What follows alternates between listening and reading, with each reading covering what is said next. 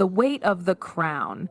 That's a phrase we toss around, isn't it? We imagine the tiaras, the palaces, the endless stream of servants, but what about the other weight? The weight of expectation, of tradition, of silencing your own instincts for the sake of an institution. That's a weight Kate Middleton knows intimately. We all watched her fairy tale wedding, the commoner who captured a prince's heart. But fairy tales, as we all know, are just stories. The reality is far more complex, a delicate dance between duty and desire, between the ancient protocols of the monarchy and the very modern demands of motherhood. And sometimes that dance becomes a battle. Picture this: Kensington Palace, a gilded cage. Sunlight streams through the windows, illumining the perfectly arranged breakfast table. But the air is thick with unspoken tension. 6-year-old Prince Louis, usually a whirlwind of energy, sits silently, his cereal untouched. A shadow darkens his bright blue eyes, a secret too heavy for his small shoulders to bear. Any mother knows that silence. It's a primal alarm, a signal that something is profoundly wrong, and Kate, despite her royal title, is, at her core, a mother. She sees the fear in Louis's eyes, the way he shrinks away from the world, and a cold dread grips her heart. William, ever the optimist, tries to brush it off. "First day back at school, mate. Feeling a bit lazy?" he says with a reassuring smile.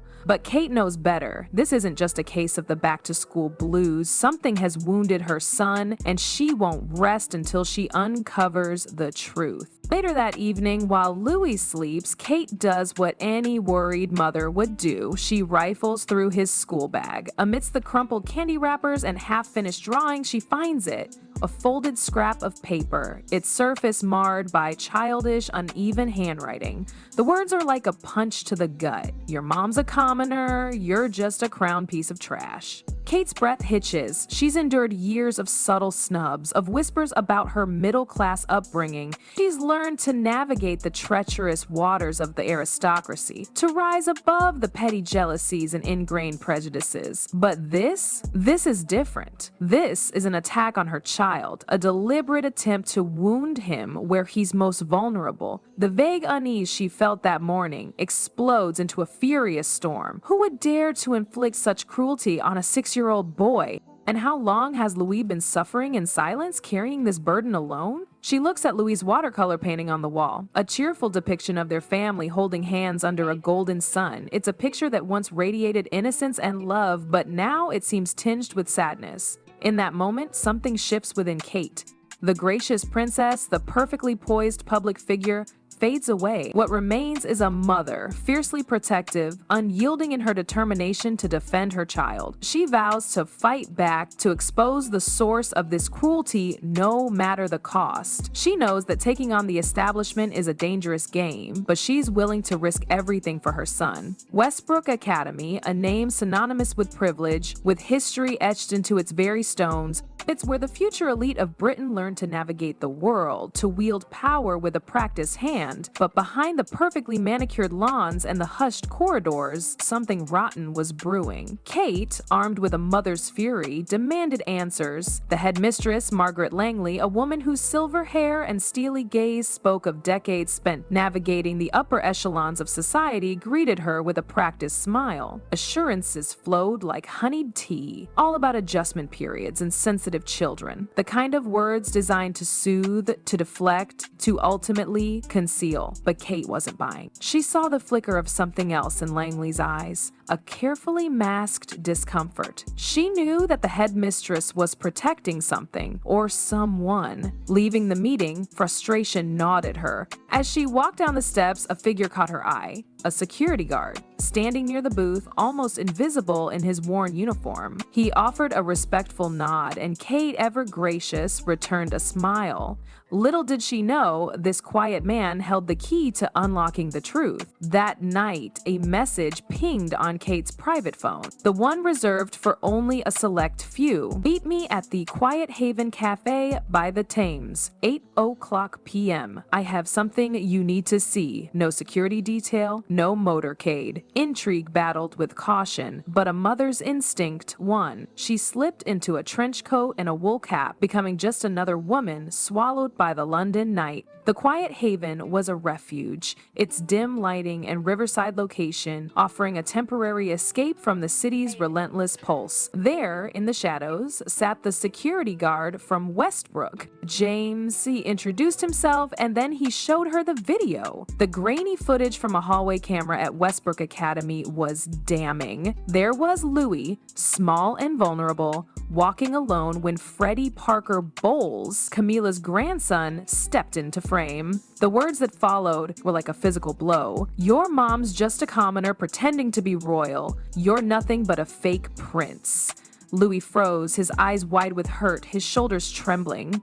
Freddie shoved him, sending his backpack crashing to the floor. Then, James intervened, stopping the confrontation, but the damage was done, and for his act of decency, James lost his job. Kate watched the video again and again, each replay searing the image of her son's humiliation into her mind. The carefully constructed world of honor and tradition she thought she knew crumbled before her eyes. Turning to James, her voice was low but firm. "Thank you. This won't be forgotten." That night, back in the sanctuary of Kensington Palace, Kate showed William the video. The sight of their son, targeted and demeaned, ignited a fierce protectiveness in him. "We'll deal with this privately," he said, his voice tight with controlled anger. "Camilla will punish her grandson. This mustn't leave the palace." But Kate refused. This wasn't just a family matter to be swept under the rug. This was about their son, about his pain, about the message it would send if they remained silent.